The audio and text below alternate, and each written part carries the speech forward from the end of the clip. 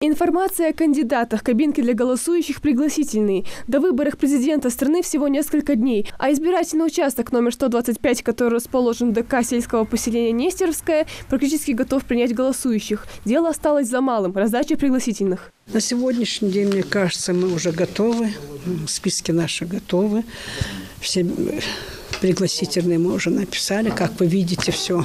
Вопрос технического оснащения решен и здесь. КИИБы и переносные прозрачные урны тоже доставлены на участок. 18 марта голосовать сюда должны прийти 2124 избирателя. Помогать старшим будет специальная подготовленная группа волонтеров.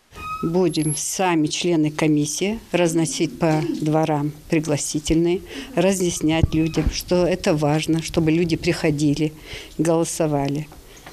За кого это их не будет выбор. Нам главное, чтобы была явка, чтобы люди пришли. На участке подготовлены 4 кабинки для тайного голосования, оборудованные всем необходимым. Главное, чтобы избиратели не забыли взять с собой паспорт, собираясь на выборы.